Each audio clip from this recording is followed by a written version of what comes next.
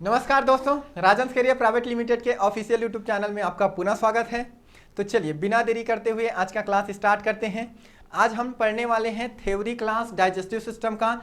तो स्टार्ट करते हैं। देखिए, डाइजेस्टिव सिस्टम पाचन तंत्र क्या होती है समझते हैं। पाचन तंत्र को हम लोग 3 भाग में डिवाइड करके पढ़ते हैं। डाइजेस्टिव सिस्टम में हम 3 चीज़ें पढ़ेंगे। पहला याद रख लीजिए, एक होती है, याद रख लीजिए, डाइजेस्टिव ऑर्गन। डाइजेस्टिव ऑर्गन जिसको पूरा आहार नाल कहते हैं। आहार नाल।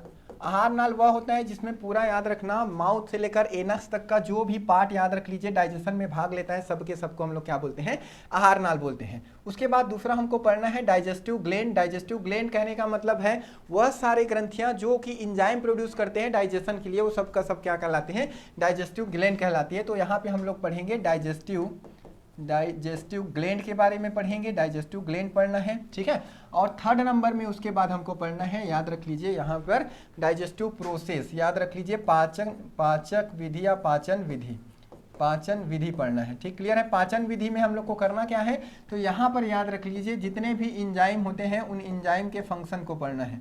जितने भी इंजाइम है उस इंजाइम के कार्यों को यहाँ पे पढ़ना है, इंजाइम के फंक्शन पढ़ना है। ठीक है, क्लियर है।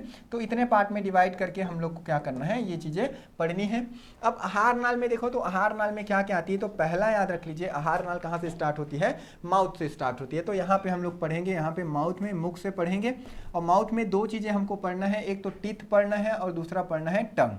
एक टीथ पढ़ना है, दूसरा पढ़ना है टंग पढ़ना है, ठीक है। और थर्ड नंबर पढ़ना है सलाइवरी ग्लैंड। तो यहाँ पे 3 चीजें पढ़ना है, टीथ, टंग और सलाइवरी ग्लैंड के बारे में माउथ में, ठीक है। माउथ के बाद सेकंड नंबर कहाँ पे आती है, तो देखो सेकंड नंबर माउथ के बाद जो फूड है वो कहाँ पर आती है, ईसोफेगस में आती है। तो सेकंड नंबर हम लोग को पढ़ना है कहाँ पे, ईसोफेगस पढ़ना है, ठीक है। ईसोफेगस पढ़ना है। ईसोफेगस के बाद स्टमक, स्टमक के बाद याद रख लीजिए liver, pancreas, small intestine, large intestine. ये सब के सब क्या है, तो आपके याद रख लीजिए आहार नाल के ही भाग हैं। ठीक, क्लियर है। क्वेश्चन यहाँ पे एक आती है कि आहार नाल की कुल लंबाई कितनी होती है, तो आहार नाल की कुल लंबाई लगभग याद रख लीजिए 9 मीटर होती है, ठीक है। लगभग कितनी होती है, 9 मीटर। मतलब माउथ से लेकर ये एनक तक का जो रास्ता है ये कितना होता है, 9 मीटर का होता है।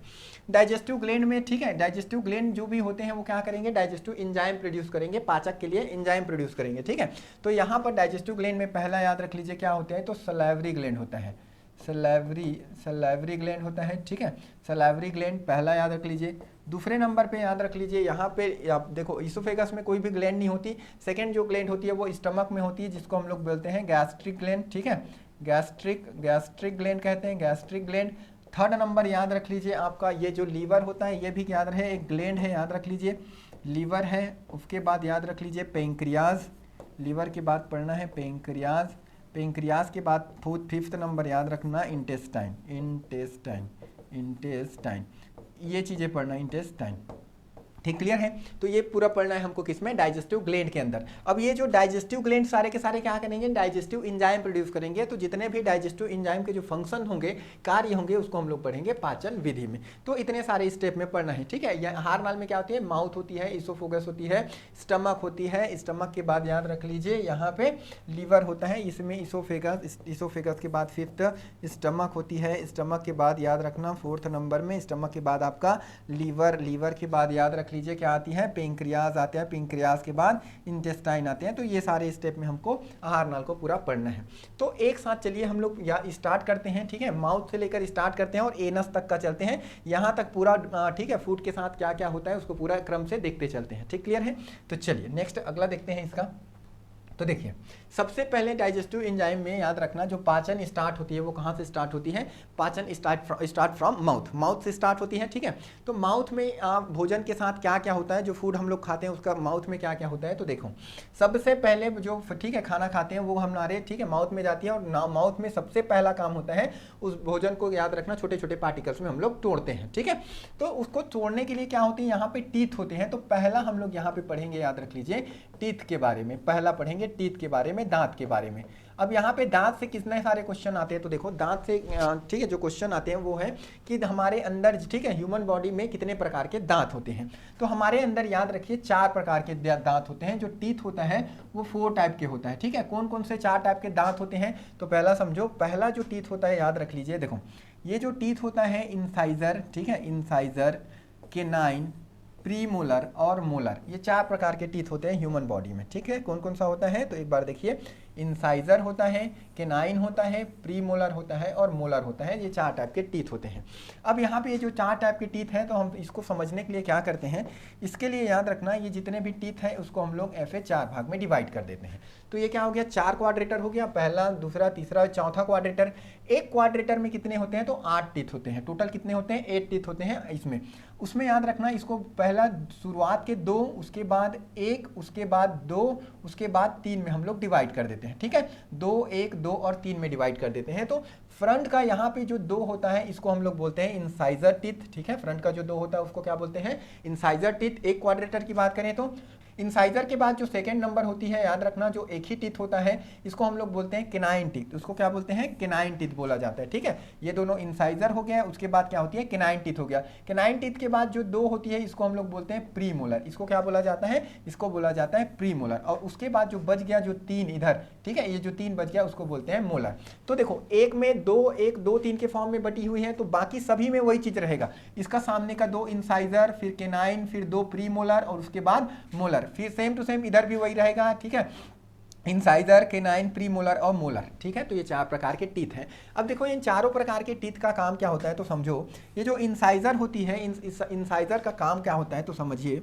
इंसाइजर हमारे बॉडी में क्या करता है, तो जैसी फूड को हम लोग याद रखना खाते हैं तो सबसे पहले जैसे सेब वगैरह खाओगे तो छीलने का काम आता है। ठीक है, सबसे पहले छीलते हैं, तो छीलने का काम याद रखना कौन करता है, इंसाइजर टीथ करती है।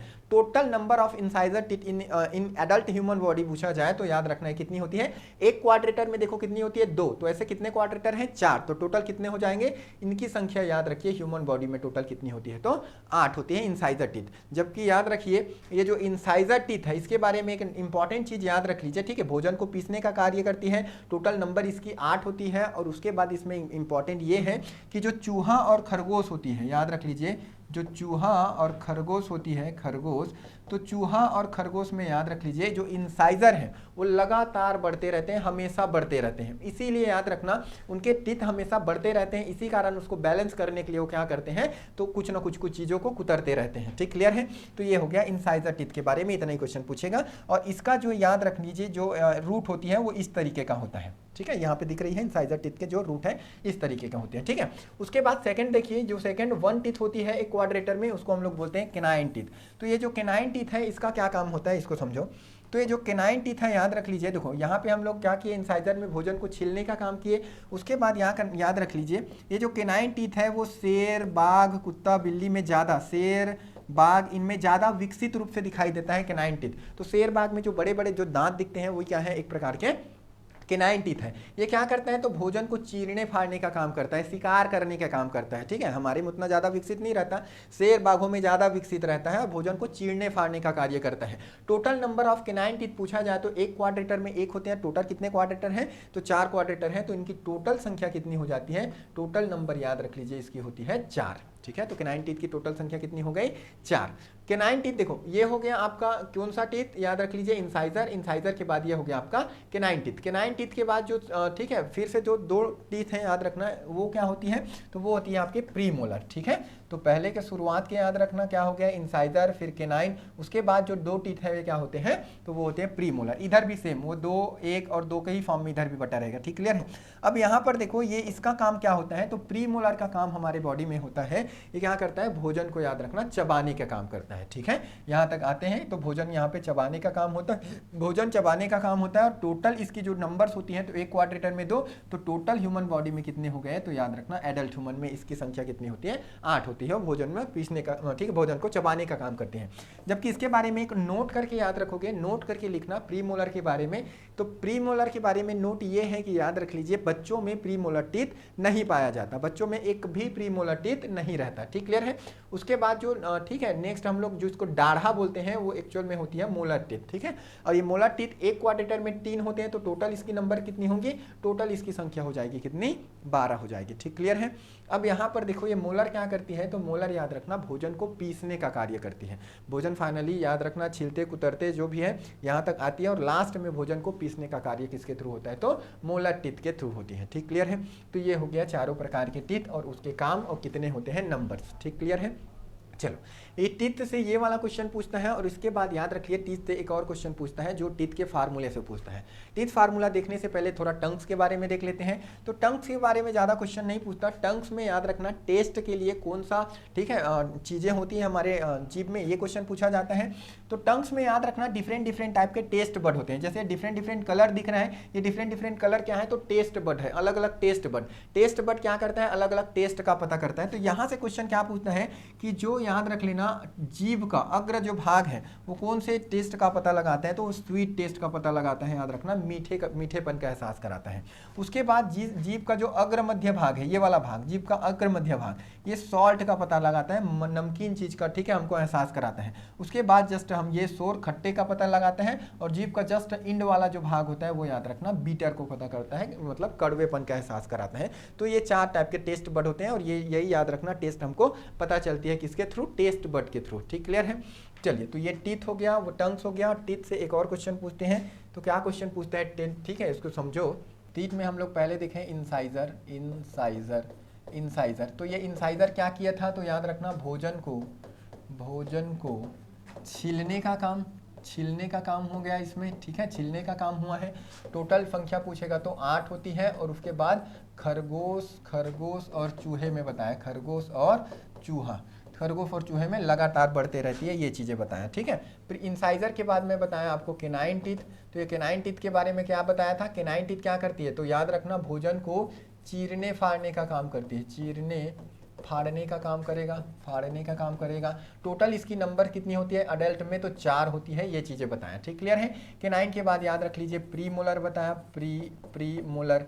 तो प्रीमोलर टीथ क्या करता है, तो प्रीमोलर टीथ याद रखना भोजन को चबाने का काम करता है, चबाने का कार्य करता है, फूड को, जो भी है फूड उसको चबाने का। और टोटल इसकी नंबर कितनी होती है, तो 8 होती है। उसके बाद याद रख लीजिए मोलर टीथ, मोलर टीथ। और ये मोलर टीथ याद रखना, ये याद रखिए क्या करता है, भोजन को याद रखिए पीसने का काम करता है, भोजन को पूर्णतः पीसने का कार्य करता है, जिससे वो अच्छे से डाइजेस्ट हो जाए। और टोटल इसकी नंबर कितनी होती है, तो 12 होती है। तो ये हम लोग 4 प्रकार के टीथ देखें, और ये चारों प्रकार के टीथ के कार्य और नंबर्स देखें, ठीक, क्लियर है।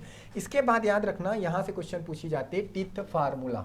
नेक्स्ट देखो, इसके बाद क्वेश्चन पूछती है टीथ फार्मूला से, फार्मूला। अभी टीथ फार्मूला क्या होती है, तो याद रख लीजिए, टीथ फार्मूला होती है, तो याद रखना अपर हाफ याद रख लीजिए divide by lower half teeth, lower half. तो अपर हाफ में जितना भी टीथ है डिवाइड बाय लोअर हाफ में। तो ऊपर जस्ट हाफ में एक क्वाड्रेटर में क्या होती है, तो याद रखना ICPM होता है, इंसाइजर, केनाइन और प्रीमोलर और मोलर होती है। तो एक अपर हाफ में टोटल याद रखना इंसाइजर कितनी होती है, तो 2 होती है, नीचे में भी कितनी होती है, इंसाइजर 2 होती है, ठीक है। जस्ट अभी प्रीवियस में देखे केनाइन कितना होता है, तो ऊपर में 1 होती है, नीचे में, और प्रीमोलर कितनी होती है, ऊपर में 2, नीचे में 2 होती है, ठीक है। और मोलर की संख्या ऊपर में 3 होती है और नीचे में 3 होती है, ठीक, क्लियर है। तो टोटल याद रख लीजिए, ये अपर हाफ में होती है, ये लोअर हाफ में। अब याद रखिए टोटल यहाँ पे ये कितना हो गया, तो ये हो गया ऊपर में 8 और नीचे में 8। अब ये जो 8 है और ये जो डिवाइड बाई 8 है, ये क्या है, तो ये अपर हाफ और लोअर हाफ की है। ऐसे एक और है, ठीक है, ये तो अपर हाफ की बात है। देखो ये जो टीथ है, इस टाइप का जो टीथ है, तो यहाँ पर जितना भी टीथ होती है और यहाँ पर जितना भी टीथ होती है उसकी बात हो गई, ठीक, क्लियर है। यहाँ पर टोटल कितने टीथ हैं, 8 टीथ हैं, और यहाँ पर भी टोटल कितने टीथ हैं, 8 टीथ हैं। ऐसे याद रखना, एक और पार्ट इधर है, उस एक और पार्ट के लिए क्या करते हैं, इसको 2 से मल्टीप्लाई करते हैं। तो ये कितना हो जाती है, ऊपर में 16 और नीचे में 16, टोटल कितने हो गए, 32 टीथ होते हैं, याद रखना एक अडल्ट में। तो एक अडल्ट ह्यूमन बॉडी में कितने होते हैं, 32 टीथ होते हैं। तो यहाँ पर 8 होती है और यहाँ पर 8 होती है, ठीक है। तो वही चीज़ें हैं, अपर हाफ लोअर हाफ, तो अपर हाफ में 8, नीचे में हाफ में 8, ऐसी, ठीक है। ऊपर एक और होती है, तो यहाँ से करके टोटल ऊपर में 16 और नीचे में 16, टोटल 32 टीथ। एक इसमें होती है, तो याद रखना ये वयस्कों में होती है, वयस्कों में होती है। जबकि याद रखना बच्चों का ऐसा नहीं होता, बच्चों का अलग ही होता है। बच्चों में कैसी टीथ होती है उसको समझते हैं, ये पहले नोट कर लीजिए, ठीक है। उसके बाद देखो बच्चों में कैसा होता है टीथ फार्मूला। तो टीथ फार्मूला फॉर चाइल्ड याद रखना, टीथ फार्मूला चाइल्ड के लिए देखते हैं, बच्चों के लिए। अब बच्चों में क्या होती है याद रखना, तो बच्चों में मैं क्या बदला था, यहाँ पर भी सेम रहेगा, अपर हाफ रहेगा, अपर हाफ, ठीक है, अपर हाफ रहेगा डिवाइड बाय लोअर हाफ रहेगा, लोअर हाफ रहेगा, सेम चीज़ें रहेगी। यहाँ पर भी याद रखना क्या होगा, तो यहाँ पर भी याद रख लीजिए ऊपर में आईसीपीएम होगा, आईसीपीएम। तो देखो बच्चों में, अब देखो बच्चों में क्या होती है, आई ऊपर में अपर हाफ में तो 2 ही रहती है नो डाउट। नीचे में कितना होती है तो याद रखना, नीचे में होती है ऊपर में 2, नीचे में 2, ठीक है। कैनाइन टीथ ऊपर में 1, नीचे में 1। बच्चों में मैं क्या बताया, प्री मोलर टीथ नहीं होते। और मोलर की संख्या कितनी होती है तो 1 कम होती है, ऊपर में 2 होती है, नीचे में 2 होती है, ठीक क्लियर है। बच्चों में टोटल मोलर की संख्या पूछा जाए तो 8 होती है। तो देखो ऊपर में कितना हो गया टोटल 5 और नीचे में टोटल कितना हो गया 5। ऐसे एक और होते हैं, ठीक है। तो ये हो गया ऊपर में टोटल 10 और नीचे में टोटल 10। तो यह इस प्रकार टोटल इसकी नंबर कितनी हो गई 20 टीथ। तो बच्चों में कुल दांतों की संख्या कितनी हो गई, तो बच्चों में कुल टीथ की संख्या होती है 20। और इसी को हम लोग याद रखना क्या बोलते हैं, मिल्क टीथ के नाम से जानते हैं। मिल्क टीथ कहते हैं, दूध के दांत कहते हैं। और यही जो मिल्क टीथ होता है, याद रखना इसका जो कैरेक्टर होता है वह द्विबार दंती होता है, द्विबार दंती।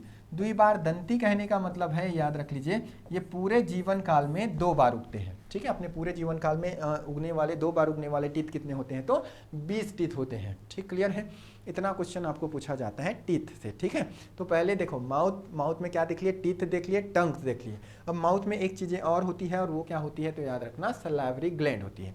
3 चीज़ें माउथ में होती है और तीनों चीज़ डाइजेशन में भाग लेते हैं। कौन कौन सा, टीथ, टंग और सलाइवरी ग्लैंड। अब ये सलाइवरी ग्लैंड देखो आपको ये जो दिख रहा है ये पोस्टेरियर ग्लैंड, ठीक है। और ये सब मैक्सिलरी ग्लैंड, तो ये है आपका, याद रख लीजिए क्या, सलाइवरी ग्लैंड। सलाइवरी ग्लैंड करता क्या है तो समझो, सलाइवरी ग्लैंड सलाइवा प्रोड्यूस करता है, सलाइवा, ठीक है। सलाइवरी ग्लैंड सलाइवा प्रोड्यूस करता है, लार का निर्माण करता है, ठीक है। सलाइवरी ग्लैंड क्या करेगा तो लार का निर्माण करेगा, ठीक क्लियर है। अभी लार में क्या होती है तो समझो, लार में कुछ चीज़ें, ठीक है, कुछ लिक्विड होते हैं, इंजाइम होती है। तो इसमें याद रखना क्या क्या होती है, तो इसमें टाइलिन नामक इंजाइम होती है, टाइलिन, ठीक है। इसमें टाइलिन नामक इंजाइम होती है, प्लस याद रख लीजिए इसमें, याद रख लीजिए टाइलिन के साथ साथ लाइसोजाइम नामक इंजाइम होती है, लाइसोजाइम, लाइसोजाइम, ठीक है। टाइलिन इंजाइम होती है और लाइसोजाइम नामक इंजाइम होती है। किसमें होती है तो सलाइवरी में होती है, ठीक है। सलाइवा में होती है, लार में होती है। अभी टाइलिन और लाइसोजाइम क्या करता है, इसको जो हम लोग लास्ट में पढ़ेंगे जब हम इंजाइम के फंक्शन देख रहे होंगे। अभी यहाँ पर देखेंगे सिर्फ कौन सा ग्लैंड कौन सा, ठीक है, इंजाइम प्रोड्यूस करता है। लास्ट में देखेंगे ये सारे के सारे इंजाइम करते क्या है। तो ये 3 चीजें होती हैं कहाँ पे, माउथ में। और माउथ से फिर कहाँ पर जाती है फूड, माउथ से हमारे, ठीक है, माउथ से फिर इसोफेगस में जाती है। तो अगला देखते हैं माउथ से। देखो ये माउथ में 3 चीजें कार्य हो गया, ठीक है। दांत में चबाए, फिर टेस्ट लिए, सलाइवरी ग्लैंड उसमें मिक्स, सलाइवा उसमें मिक्स हुआ। आगे वो जो फूड है वो कहाँ जाएगा तो याद रख लीजिए वो जाएगा आपके इसोफेगस में। अब ये इसोफेगस में ये इसके साथ क्या होगा तो समझो। अब देखो फूड को यहाँ से यहाँ तक आसानी से पहुंचेगा तो अच्छी बात है, ठीक है। रफली तरीके से पहुंचेगा तो इसोफेगस क्या होगी, इसोफेगस छिल जाएगा, ब्लडिंग होगी। तो आसानी से याद रखना इस फूड को यहाँ तक पहुंचाने के लिए इसमें क्या होती है तो इस इसोफेगस, पहले तो याद रख लीजिए जो इसोफेगस होती है वो कितना होता है तो 25 सेंटीमीटर लॉन्ग होती है। 25 मतलब यहाँ से लेकर यहाँ तक कितना होता है 25 सेंटीमीटर।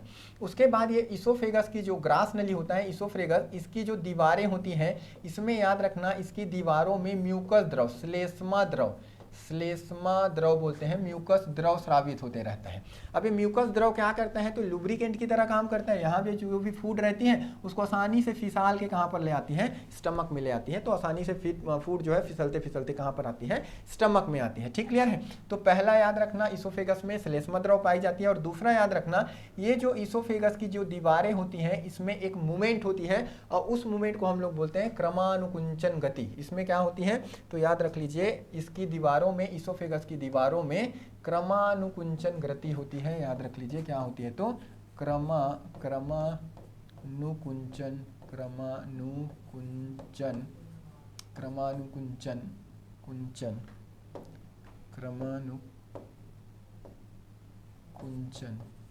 गति होती है। अब एक क्रमानुकुंचन गति क्या होती है तो याद रखना फूड जैसे यहाँ पर है तो याद रखिए फूड यहाँ पर है तो ये फूड याद रखना इसको पुश करते करते करते करते याद रखना इस फूड को आसानी से स्टमक तक लाने का जो प्रोसेस होता है वही जो गति के थ्रू होता है। फूड यहाँ से यहाँ पर आती है जिस गति के थ्रू उसी को क्रमानुकुंचन गति कहते हैं। तो इसोफेगस के बारे में इतना ही लाइन आपको याद रखना है। क्या क्या पॉइंट याद रखना है, 25 सेंटीमीटर लॉन्ग होती है, श्लेष्मा द्रव स्रावित होती है और क्रमानुकुंचन गति होती है। और ये याद रखना माउथ के बकल कैविटी से ये स्टार्ट होती है और कहाँ पर ओपन होती है, तो स्टमक में ओपन होती है। तो ये 4 पॉइंट याद रखना ईसोफेगस के बारे में। ठीक, क्लियर है, नोट डाउन कर लीजिए ईसोफेगस के बारे में। आगे देखते हैं, अब ईसोफेगस से होते होते ये फूड कहाँ पर आ गई, ईसोफेगस से होते होते ये फूड आ गई आपके स्टमक में। ठीक है, अब स्टमक में इसके साथ क्या क्या होगा, तो देखो अब स्टमक के बारे में देखो, स्टमक को हम लोग बोलते हैं अमाशय। अमाशय, अब ये अमाशय में क्या होती है याद रख लीजिए, तो इस यहाँ पे अमाशय में, यहाँ पर देखो ये जो अमाशय है यहाँ से लेकर यहाँ तक 30 सेंटीमीटर लॉन्ग होती है। ठीक, कितना होती है, 30 सेंटीमीटर लॉन्ग। 30 सेंटीमीटर लॉन्ग कहने का मतलब है ये ईसोफेगस से भी ज़्यादा लंबा होता है अमाशय। अब अमाशय याद रख लीजिए ये क्या होती है, तो अमाशय की ये जो दीवारें होती हैं, इन दीवारों में याद रखना क्या होती है, तो यहाँ पर सभी के सभी एपिथेलियल टिश्यूज का बने होते हैं। एपिथेलियल टिश्यू, पूरा आहार नाल याद रखना, पूरा जो आहार नाल होता है वो एपिथेलियल टिश्यू का बना होता है, एपिथेलियल ऊतक का बना होता है। ठीक है, अब ये एपिथेलियल ऊतक का बना होता है, तो ये एपिथेलियल ऊतक के बीच में याद रखना, इनके बीच बीच में क्या पाया जाता है, तो एपिथेलियल ऊतक के बीच में छोटे छोटे ग्लैंड पाए जाते हैं, जिसको हम लोग गैस्ट्रिक ग्लैंड कहते हैं या फिर जठर ग्रंथि कहते हैं। तो यहाँ पे कौन सी ग्रंथि पाई जाती है, जठर ग्रंथि पाई जाती है, जठर ग्रंथि। अब ये जठर ग्रंथि करता क्या है, तो समझो जठर ग्रंथि जठर रस का निर्माण करती है। जठर ग्रंथि क्या करेगी, जठर रस का निर्माण करेगी, और यहाँ पे याद रख लीजिए जो जठर रस है वो स्रावित होती है। तो जठर ग्रंथि किसका निर्माण करेगा, जठर रस का निर्माण करेगा, जठर रस। अब ये जठर रस है तो याद रखना कोई भी रस होता है तो उसका एक पर्टिकुलर पीएच होता है, तो इसका भी एक क्या होता है, एक पर्टिकुलर पीएच होता है यहाँ पर जो जठर रस होती है उसकी। अब ये जो जठर रस का पीएच होता है वो कितना होता है, तो याद रख लीजिए ये होता है 1.3 से 3.5, मतलब हल्का अम्लीय नेचर का होता है, अम्लीय कैरेक्टर का होता है यहाँ पर जो भी द्रव होती है वो। अब होता क्या है इस जठर रस में, तो याद रख लीजिए इस जठर रस में निम्न चीजें शामिल होती हैं। ठीक है, इसमें होता है HCl, इसमें होता है रेनिन इसमें होता है रेनिन, और इसमें होता है पेप्सिन, और इसमें होता है याद रखना म्यूकस या श्लेष्मद्रव, म्यूकस। तो इतने सारे द्रव क्या होते हैं, इसमें होती हैं आपके जठर रस में। अब ये जठर रस में याद रखना HCl, रेनिन, पेप्सिन, ये इसका कार्य क्या होता है, हम लोग डाइजेस्टिव एंजाइम का फंक्शन पढ़ेंगे ना, डाइजेस्टिव फंक्शन वहाँ पे पढ़ेंगे।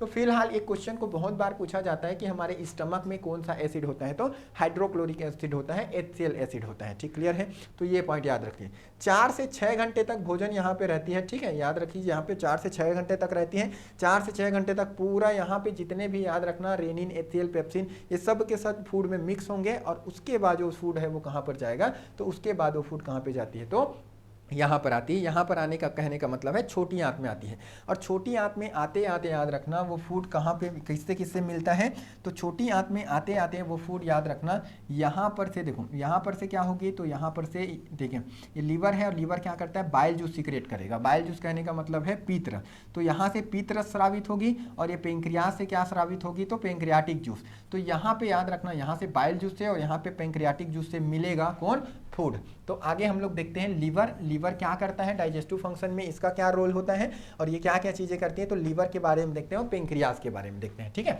तो भोजन यहाँ पर आई, इसके साथ क्या हुआ, फिर ईसोफेगस, फिर स्टमक में उसके साथ क्या क्या हुआ पता चल गया।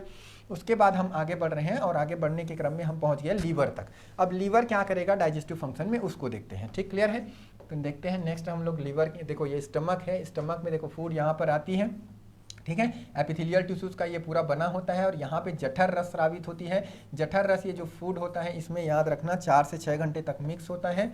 ठीक है, और इसमें याद रखना इसका जो पीएच वैल्यू होता है कितना होता है, 1.3 से 3.5, मतलब एसिडिक नेचर का होता है। ये है आपका, हाँ इसके में एक चीज़ और याद रख सकते हो, ये जो स्टमक होती है इसको टोटल याद रखना 3 भाग होते हैं। स्टमक के टोटल 3 भाग ऐसे हम लोग डिवाइड कर सकते हैं। इसको हम लोग बोलते हैं कार्डियक भाग, कार्डियक स्टमक में याद रखना कार्डियक। बीच वाले को बोलते हैं याद रखना फंडिक भाग, फंडिक।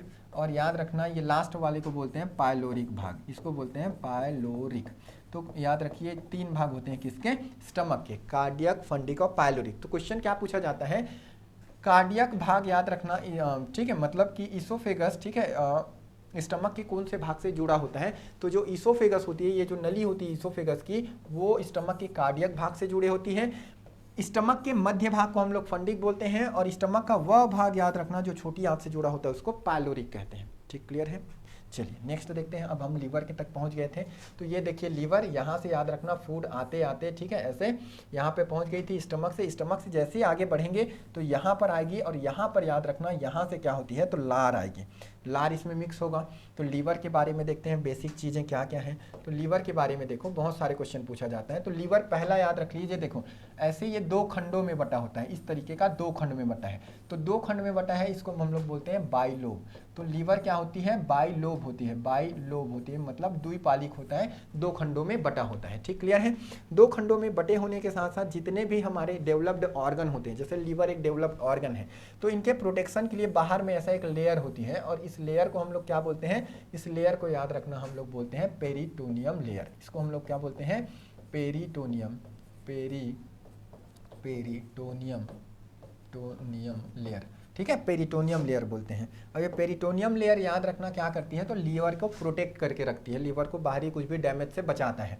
उसके बाद याद रखना ये जो लीवर है कितना होता है, 1.5 kg वेट होता है इसका। इसका वजन कितना होता है, तो 1.5 kg, 1.5 मतलब लगभग 1500 ग्राम का वेट होता है। ये याद रखना, ये सबसे बड़ी, इतना वजन का और कोई भी ग्लैंड नहीं होता हमारे बॉडी में, तो ये मानव शरीर का सबसे बड़ी ग्रंथि है, याद रखना, सबसे बड़ी ग्रंथि। तो मानव शरीर की सबसे बड़ी ग्रंथि क्या होती है, आपको पूछा जाए तो लीवर होती है। ठीक क्लियर है। तो ये पॉइंट याद रखिए, बाइलोब होता है, पेरिटोनियम का लेयर होता है, इसके बाहरी प्रोटेक्शन के लिए सबसे बड़ी ग्रंथि होती है। उसके बाद नेक्स्ट पॉइंट याद रख लीजिए लीवर के बारे में। तो ये जो लीवर है याद रख लीजिए इसमें जो सेल डिवीजन पावर होता है, लीवर सेल को हम लोग क्या बोलते हैं, हिपैटिक सेल बोलते हैं। याद रखिए ये जो हिपैटिक सेल है, ये देखो जहाँ पे भी ये हिपैटिक शब्द सुनोगे बायोलॉजी में, जहाँ पे भी हिपैटिक शब्द सुनोगे सीधा सीधा लीवर से कनेक्टेड होता है। तो जहाँ देखो जहाँ पे भी जो लीवर से कनेक्टेड चीज़ें होंगी उन सब में आप याद रखना हिपैटिक शब्द सुन सकते हो। तो लीवर सेल को क्या बोलते हैं, हिपैटिक सेल बोलते हैं। ठीक है, तो लीवर की स्टडी क्या हो जाएगी, तो लीवर की स्टडी को हम लोग क्या बोल देंगे, तो लीवर की स्टडी को याद रखना हिपैटोलॉजी कहते हैं। ठीक है, हिपैटोलॉजी कह देंगे, हिपैटोलॉजी, ठीक है, हिपैटोलॉजी कहेंगे, हिपैटोलॉजी। ठीक क्लियर है। और लीवर संबंधी जो भी डॉक्टर रहेगी उसको क्या बोलेंगे, हिपैटोलॉजिस्ट कहेंगे। अब यहाँ पर देखो ये हिपैटिक सेल की क्या कैरेक्टर होती है, ये हिपैटिक डक्ट है और ये हिपैटिक सेल है। तो ये जो हिपैटिक सेल है, हिपैटिक सेल, इस सेल में याद रखना सबसे ज़्यादा सेल डिवीजन पावर होती है।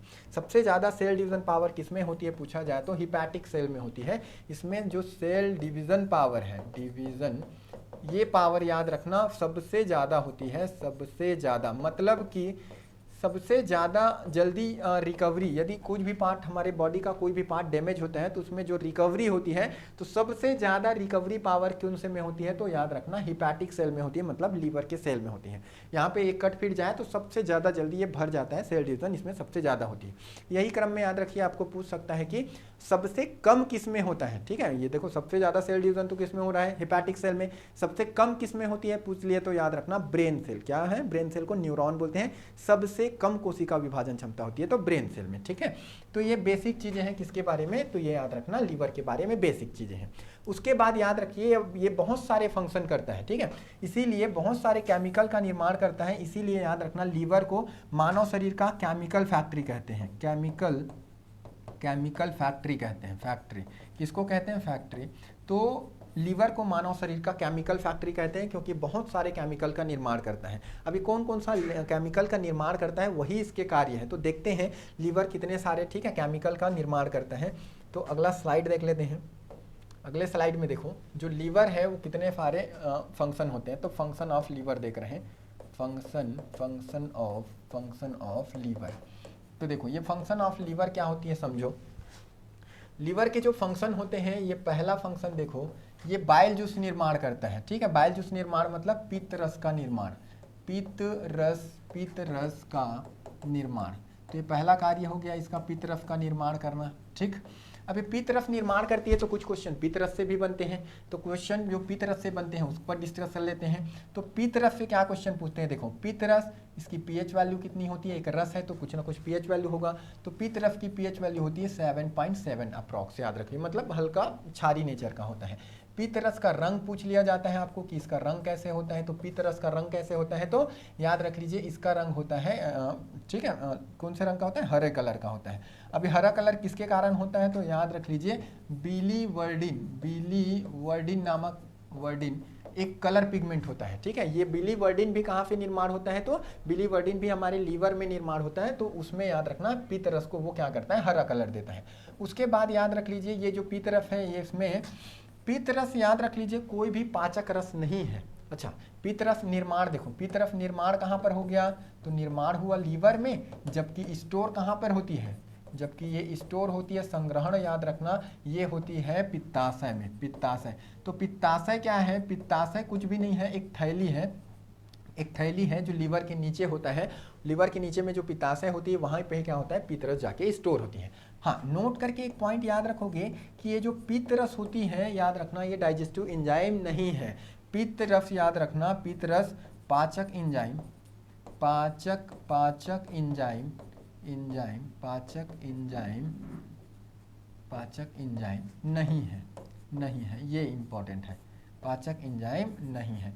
तो ये पाचक एंजाइम नहीं है तो ये फिर है क्या, क्या करता है हमारे बॉडी में, तो याद रखना ये जितने भी पाचक एंजाइम होते हैं उनकी पावर्स को बढ़ा देती है, उनकी पावर को इंक्रीज करने का काम करती है। जैसे कि उत्प्रेरक होती है, ठीक है, उत्प्रेरक किसी भी याद रखना प्रोसेस की क्रियाशीलता को बढ़ा देती है, दर को बढ़ा देती है। वैसे ही याद रखना ये जो पित्तरस होती है वो क्या करती है, पाचक एंजाइम की पावर को, उनकी शक्तियों को बढ़ा देता है। तो ये काम होती है पित्तरस का। तो पहला फंक्शन हो गया लीवर का, ठीक है, पित्तरस का निर्माण करना।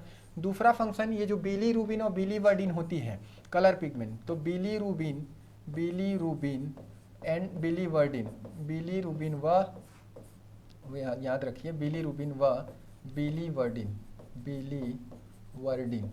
इनका निर्माण करता है, का निर्माण करेगा इनका भी निर्माण करता है कौन, लीवर करता है। थर्ड नंबर याद रख लीजिए ये क्या करता है, विटामिन ए का निर्माण करता है, विटामिन ए निर्माण। तो विटामिन ए का निर्माण करता है और उसके साथ ही साथ फोर्थ नंबर याद रख लीजिए ये करता क्या है, विटामिन याद रख लीजिए, विटामिन के, विटामिन डी, विटामिन ए और विटामिन ई। जो ये केडा होती है याद रख लीजिए, ये सारे के सारे क्या है, वे फैट सोलुबल विटामिन है। जितने भी फैट सोलुबल विटामिन होते हैं उनको क्या करता है, ये स्टोर करके रखता है। तो इनको क्या करेगा, ये लीवर स्टोर करके रखता है, विटामिन ए का निर्माण करेगा और इतने सारे फैट सोलुबल जो विटामिन है उसको स्टोर करके रखता है। तो इतने सारे काम होंगे किसके, लीवर के। चलिए नेक्स्ट उसके और काम देखते हैं, 4 कार्य हुए। और काम देखो, 5वां जो लीवर के कार्य है वो क्या होता है, तो याद रख लीजिए, ठीक है, ये याद रखना एनर्जी को, ऊर्जा को वसा के रूप में, वसा को संग्रहण करता है, वसा संचय करने का काम करता है, वसा संचय, ठीक है, फैट को स्टोर करने का कार्य करती है। साथ ही साथ याद रखना एक प्रोटीन होती है जो रक्त का थक्का जमाती है, जिसको हम लोग क्या बोलते हैं, फाइब्रिनोजन कहते हैं। तो फाइब्रिनोजन प्रोटीन का भी निर्माण करते हैं, फाइब्रिनोजन प्रोटीन का निर्माण। तो ये फाइब्रिनोजन क्या है, तो याद रखना रक्त का थक्का जमाने वाला प्रोटीन है, उसका भी निर्माण लीवर करता है। तो देखो रक्त का थक्का जमाने वाले प्रोटीन का भी निर्माण लीवर करेगा। और एंटी क्लॉटिंग एजेंट जो रक्त का थक्का नहीं जमने देता, ठीक है, एंटी क्लॉटिंग एजेंट बोलते हैं, एंटी क्लॉटिंग एजेंट, इसका भी एंटी क्लॉटिंग एजेंट नाम क्या है, नाम होता है इसका हिपैरिन। तो ये एंटी क्लॉटिंग एजेंट जो हिपैरिन होती है उसका भी निर्माण कौन करता है, तो याद रखना लीवर करता है, ठीक है। आगे देखिए, आगे इसका फंक्शन है, ये बच्चों में याद रख लीजिए, बच्चों में ब्लड निर्माण करने का कार्य करता है। बच्चों में लीवर क्या करता है, बच्चों में ब्लड निर्माण का कार्य करेगा, ब्लड निर्माण, बच्चों में ब्लड निर्माण करती है, ठीक है। और उसके देखो बच्चों में नॉर्मली जो हमारे अंदर है वो ब्लड का निर्माण बोन मेरो में होता है। बच्चा है, चाइल्ड है, तो बोन मेरो उतना डेवलप नहीं होता, तो उसमें याद रखना उस टाइम पीरियड में बच्चों में जो ब्लड का निर्माण है कौन करता है, लीवर। उसके बाद याद रख लीजिए एक हार्मोन होती है इंसुलिन, इंसुलिन याद रखना ग्लूकोज, एक्स्ट्रा ग्लूकोज जो होती है हमारे बॉडी में उसको कन्वर्ट कर देता है ये इंसुलिन इसको कन्वर्ट करता है ग्लाइकोजन में, ग्लाइकोजन। और ग्लाइकोजन क्या होती है, तो मानव शरीर का स्टोरेज फूड होता है। और ये जो ग्लाइकोजन नामक जो स्टोरेज फूड होती है ये कहाँ पर स्टोर होती है हमारे बॉडी में, तो ये भी याद रखना लीवर में ही स्टोर होती है। और उसके बाद याद रखना इसका जस्ट अपोजिट काम भी लीवर में चलता है, ग्लाइकोजन को पुनः ग्लूकोज में कन्वर्ट करता है ग्लूकागोन नामक हार्मोन, ग्लूकागोन नामक हार्मोन। अब एक जो ग्लूकागोन होती है इसको, ये जो याद रखना ग्लाइकोजन को क्या करते हैं ग्लूकोज में, तो ये भी प्रोसेस कहाँ पे चलती है, लीवर में चलती है, ठीक है। 9 फंक्शन हो गए। चलो अगला फंक्शन देखते हैं इसके लीवर के। इसके 10वां फंक्शन देखो, तो लीवर क्या करती है, अगला लीवर के जो कार्य है वो याद रखना वो होती है ग्लूकोज को ग्लाइकोजन में करके वहाँ पे स्टोर कर दिया, ठीक है। अगला काम इसका होता है अमोनिया को यूरिया में बदलता है, अमोनिया को यूरिया में बदलता है। मतलब यूरिया का निर्माण, यूरिया का निर्माण कहाँ पर होती है? तो यूरिया का निर्माण भी होता है आपके लीवर में, ठीक है। लीवर में ही क्या होता है? यूरिया का निर्माण होता है। जबकि यूरिया का फिल्टर कहाँ पे होता है? देखो क्वेश्चन पूछेगा यूरिया का निर्माण कहाँ पे होता है, तो लीवर में होता है। यूरिया फिल्टर कहाँ पे होती है? तो वो होती है आपके किडनी में फिल्टर होता है, ठीक, क्लियर है। क्वेश्चन ये लास्ट टाइम ये भी पूछा गया था कि सर्वाधिक जो यूरिया है हमारे शरीर में, तो सर्वाधिक यूरिया याद रखना, यूरिया सर्वाधिक कहाँ पाया जाता है? तो हिपैटिक धमनी में या लीवर की धमनी में पाया जाता है, जिसको बोलते हैं हिपैटिक धमनी में पाया जाता है, ठीक, क्लियर है। उसके बाद याद रखना ये जो लीवर है 11वां नंबर,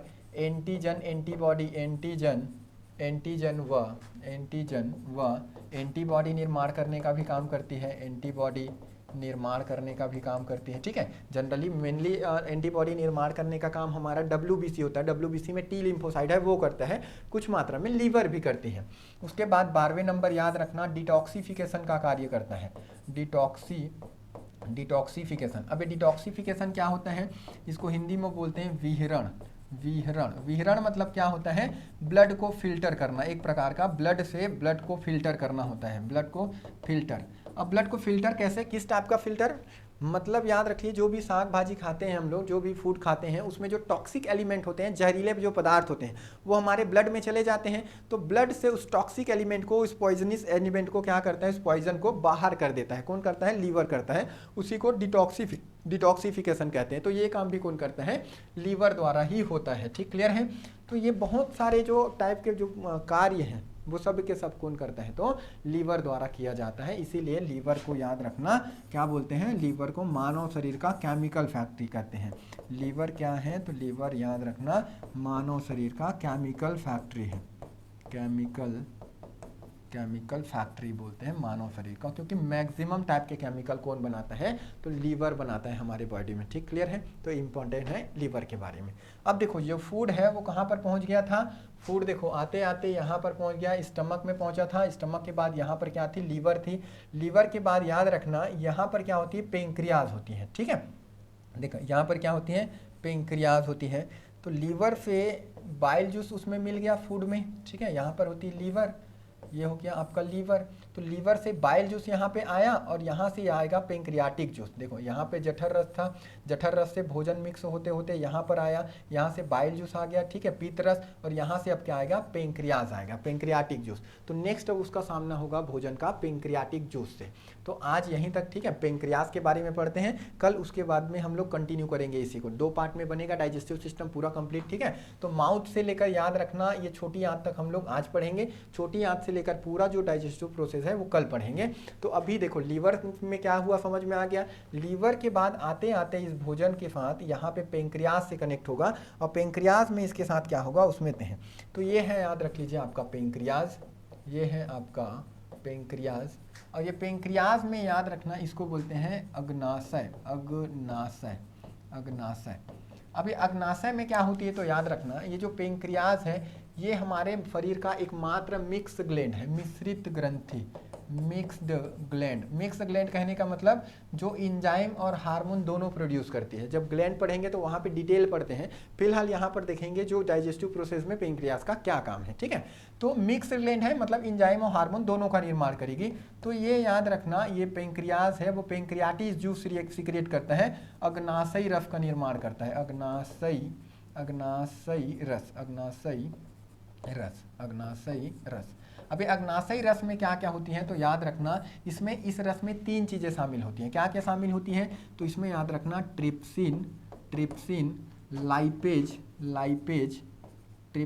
लाइपेज और अमाइलेज, ये चीज़ें शामिल, अमाइलेज, ये 3 एंजाइम शामिल होती हैं आपके अग्नाशयी रस में। और देखो ट्रिप्सिन का काम क्या होता है? तो याद रखिए इंपॉर्टेंट है ये ट्रिप्सिन, लाइपेज, अमाइलेज।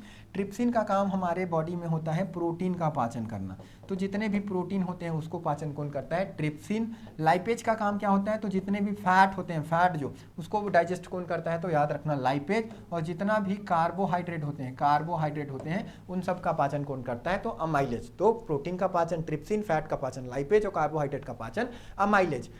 कहाँ पर होती है ये सारे के सारे एंजाइम? तो अग्नाशयी रस में होते हैं। अग्नाशय इनका निर्माण करता है, इसीलिए अग्नाशयी रस को पूर्ण पाचक रस कहते हैं। ठीक, क्लियर है? अब ये एक प्रकार का रस है तो इसका भी कुछ ना कुछ क्या होगा? पीएच वैल्यू होगा।